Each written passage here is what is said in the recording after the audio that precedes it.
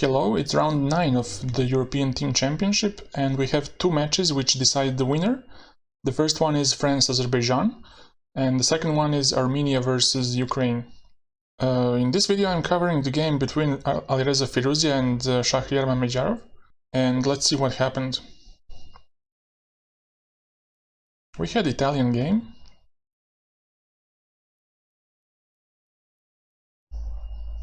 Now white castles and knight f6, d3, and now h6. Very typical setup. Now white goes c3, trying to push d4 at some point. So now black stabilizes the center with d6.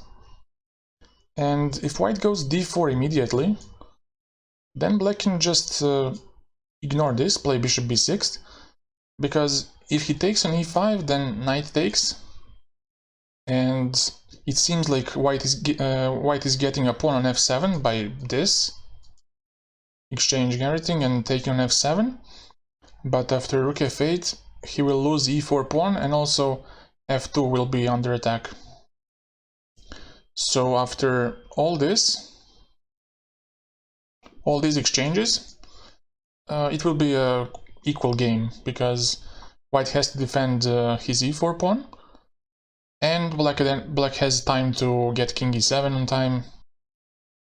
So instead he plays rook e1.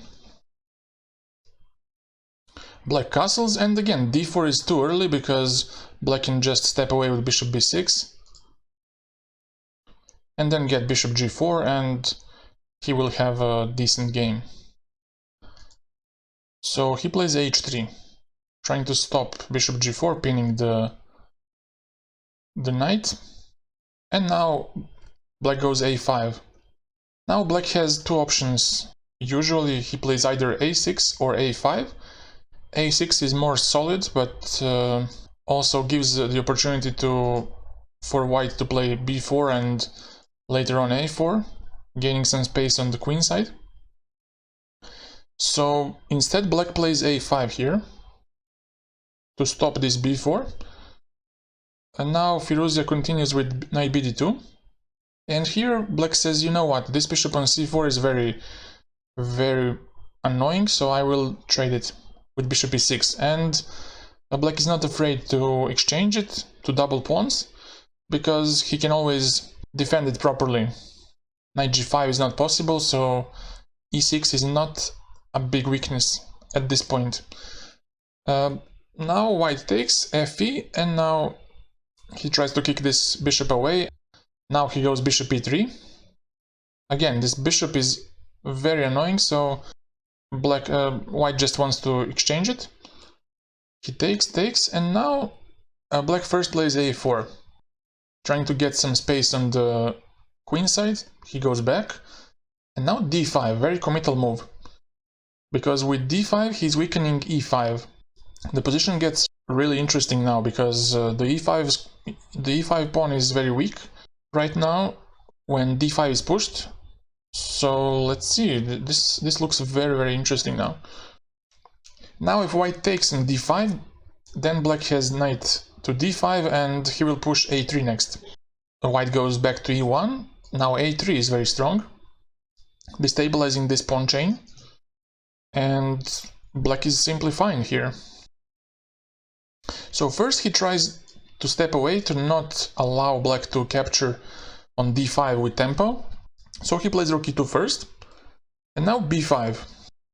And now white takes on d5. Queen takes doesn't make much sense, because it can lead to knight e4 and fixing this weakness on e5. So here black took with the knight. Now again, like you saw before, black wants to go a3 and to destabilize this pawn chain. So first white goes a3 himself to stop this a3. Now black goes knight f4, trying to hit d3 pawn. Now white defends the pawn by rook e3, and now it's not possible to capture really because of queen e2. And when the knight goes back, then he takes on b5, and these pawns look very, very stupid. I mean, everything here looks for grabs. these two pawns on the queen side are weak, these two pawns are crying for help, so it's not really what black wants. So first he plays queen e8, and now Alireza chose to kick this knight away, and you might think, what the hell is this? He gives up the pawn on h3, but he took in the game, king g2, and now the knight doesn't have a square to go, because if it defends like this, then you have queen h1, and now all of a sudden the knight is pinned, and there's no good way to defend it. Queen is not defended, so black cannot go to g5 because the queen is just lost. So black would lose the knight in this situation. So he must go to g5, but this leads to a pair of double pawns for black. Look at this. This is just horrible for black.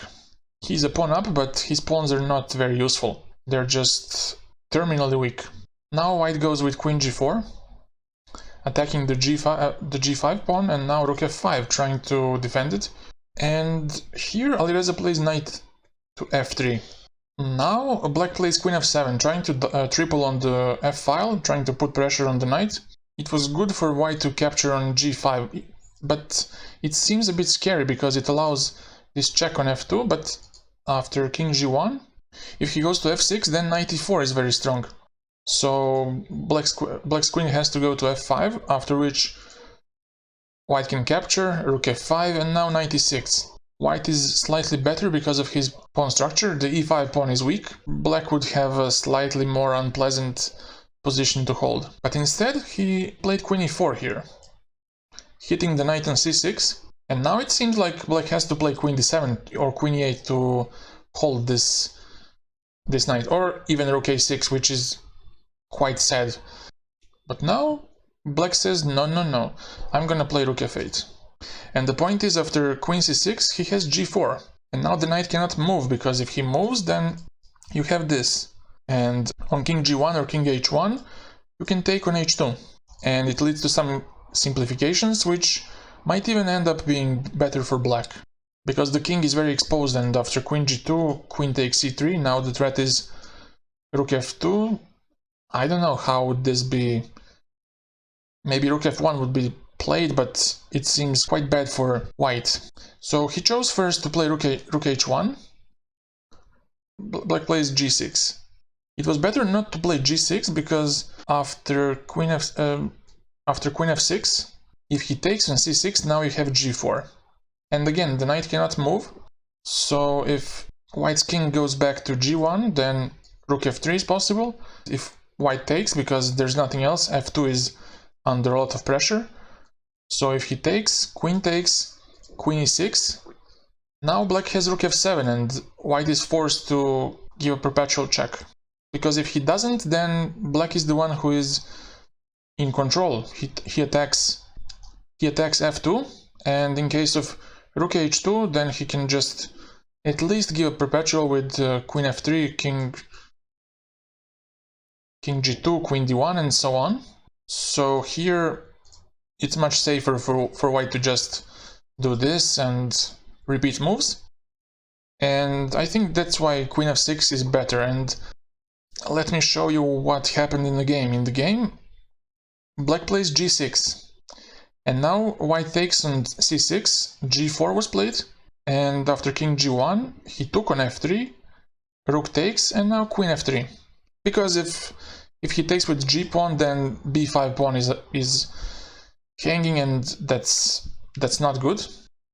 So queen f3 is the move. And now after queen e6, it's not possible to go rook f7, because if you go rook f7, then queen e8 check. And if you recall the previous position, in this case you don't have a pawn on g6, and if you do this, rook f8, now this is checkmate, and this is why it doesn't work. And if he goes to g7, then this is checkmate on h8. In this position, black has to go queen f7, because if he does king g7, then he loses the e5 pawn, and white is just a pawn up. So he does this. Now white took because the f2 pawn is under attack.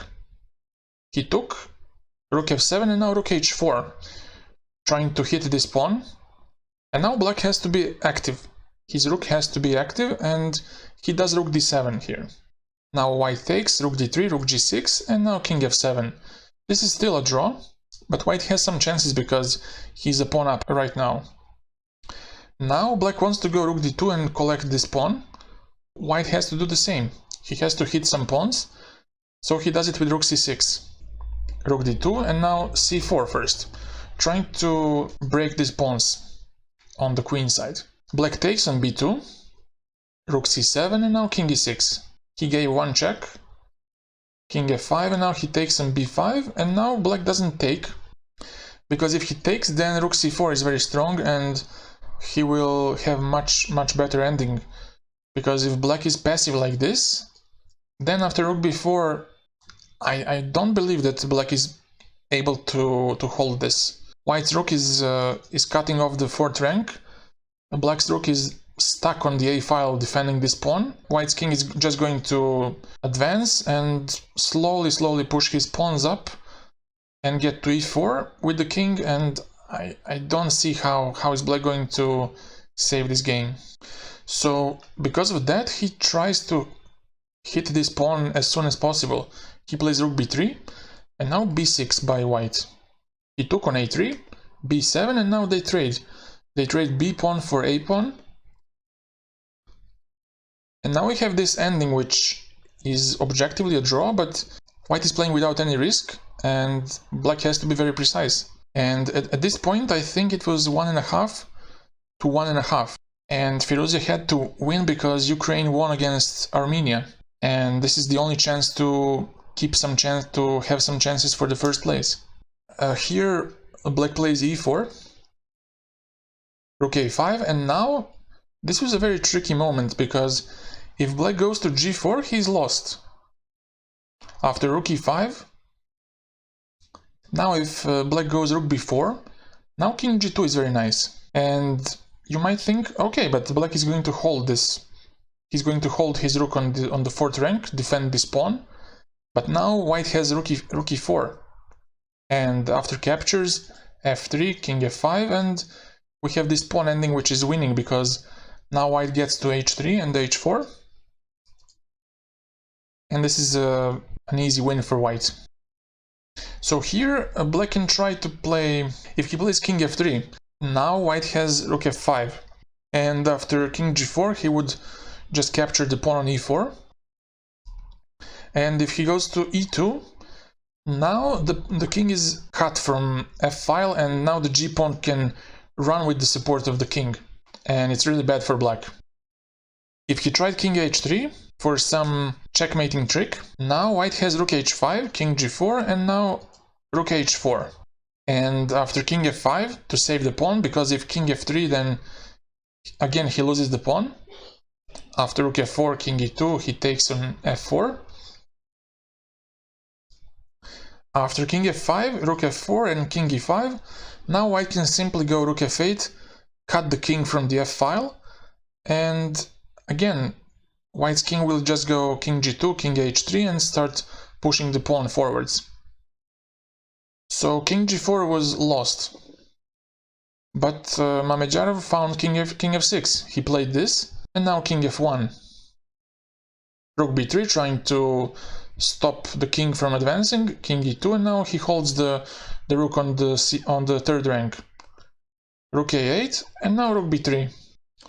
Rook f8, and now king has to go to support the e pawn, because if it goes to g5, now rook f4 is very strong, and black is simply losing a pawn, because after rook b4, then king e3 is just collecting this pawn, and with 2 pawns up, black will win this. So black goes king e5, and now a very tricky moment. White goes king f1. And if you recall before, I told that when the king is on g2, he will go to h3, h4 and start pushing the pawn.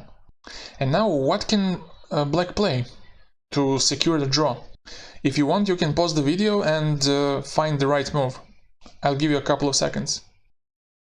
So the right move to play here was rook f3, which might seem paradoxical because what the hell, you transfer to a pawn ending with the connected passed pawn. That seems a bit illogical. If white takes on f3, takes, now he can choose two paths, left or right one. If he chooses the right one, then it's only important when white's king is on h2 to get black's king to g4. If he goes to h1, now you don't go to g4 because king h2 would be winning now, and the king gets to h3 and pushes the pawn, after which the pawn endgame is winning. So after king h1 he has to wait with king g5. So after king h2 he would be able to get to g4 and hold the draw. And if white goes to the left side, something like this, now it's important to hold the opposition once white gets to d2 to be able to get to d4.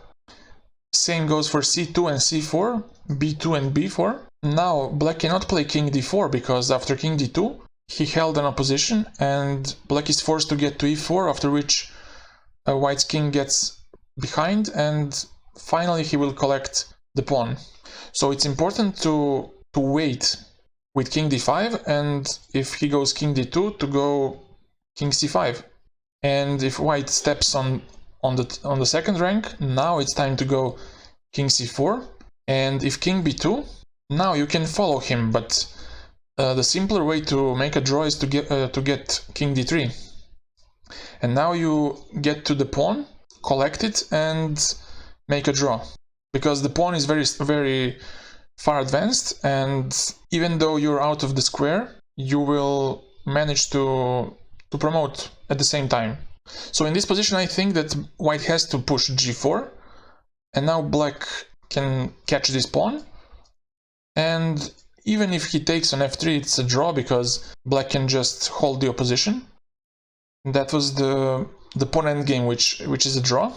But after rook f3, white can also hold rooks on the board with rook a8, but then king d5 is possible, and now it's not possible for white to advance his pawn because it will be disattached, and the king cannot advance because the f2 pawn is under attack.